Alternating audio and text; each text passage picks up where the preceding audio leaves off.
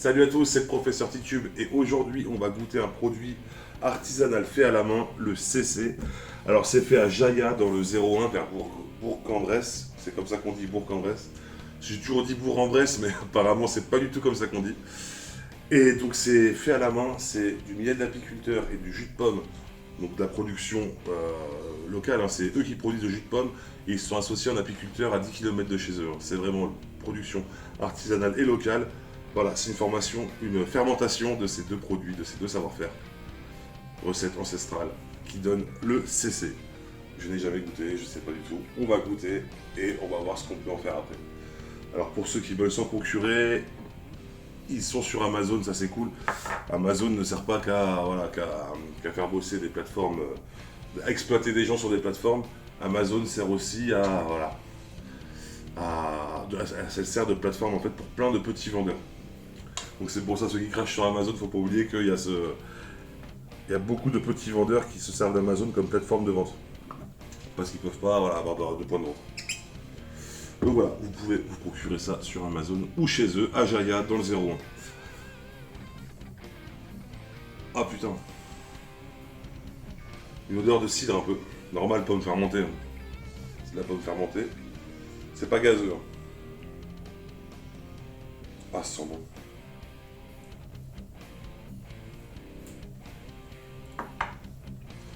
C'est pas gazeux, mais le côté pomme il pétille un peu.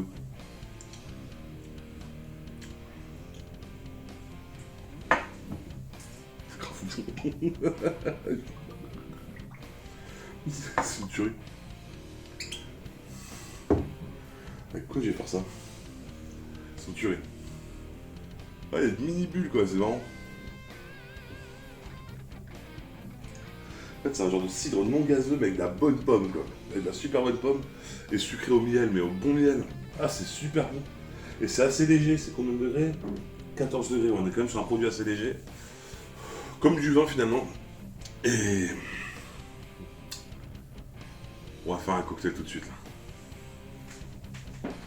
Voilà, ça m'a l'air pas trop mal. On va associer ça avec du ginger ale et pas de ginger beer, parce que ginger beer, ça va être trop fort. On a déjà un truc fermenté en plus là, j'ai peur que ça le cache si on met de la ginger beer, donc on va prendre du ginger ale, sirop de cassis, bourbon, évidemment du CC et citron jaune.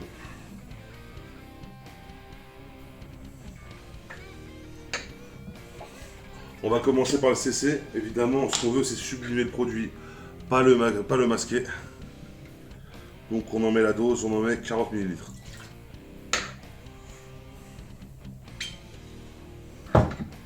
On va rehausser le cocktail avec du bourbon, c'est un très bon bourbon, c'est le Woodford Reserve, j'aime beaucoup. Et faites ce que vous avez à la maison, évidemment. Hop, 20 ml. Sirop de cassis, un trait, donc un petit centilitre. Voilà.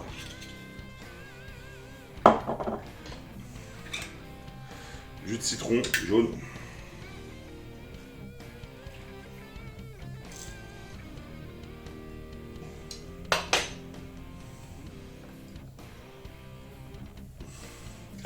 « 15 ml. Donc, CC 40, bourbon 20, citron 15, cassis 10. 40, 20, 15, 10. Glace.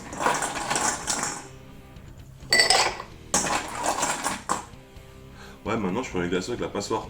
Comme ça. Je trouve que c'est mieux que la pelle. On a moins de flotte. J'ai découvert ça dans une soirée. Je suis pas un peu fier.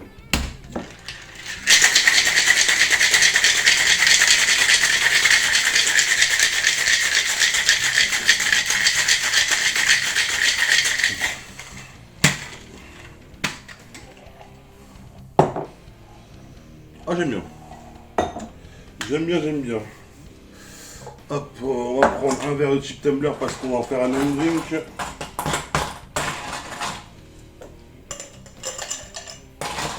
On va remplir de glaçons.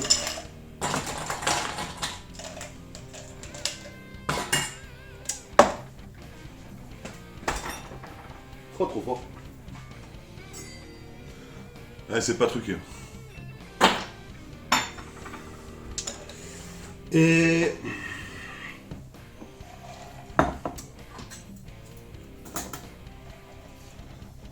on va double filtrer.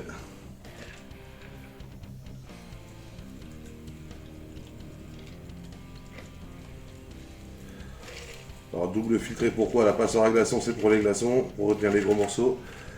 Et la fine strainer, comme on dit, fine strainer, donc passoire fine. C'est pour la pulpe de citron et les morceaux de glace qui se seront brisés pendant le secouage. Ginger Ale, toujours cette marque-là. Je sais, c'est anglais, mais j'arrive pas à trouver un équivalent en France. En ginger beer, on a des bonnes maintenant en France, mais en ginger ale, je trouve toujours pas. Donc si vous en connaissez, faites-moi signe. Et on top. C'est-à-dire, là on a mis 5 centilitres quoi. Pour apporter un peu de gazeux et un petit peu de goût de gingembre, un petit peu de sucre.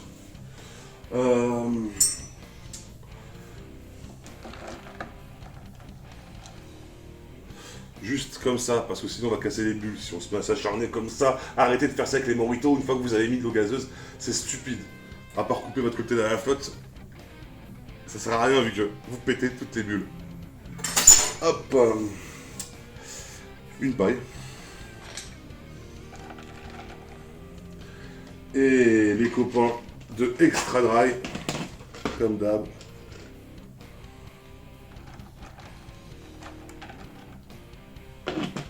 Voilà.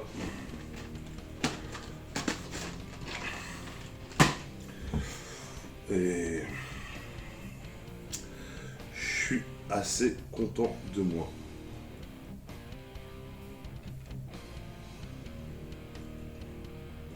Je suis très content de moi.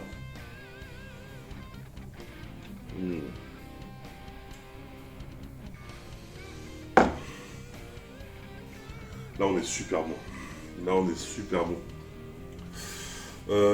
J'avais vraiment peur de pas l'équilibrer, qu'il soit pas équilibré, mais là on est sur un super truc. On n'a pas dénaturé le produit.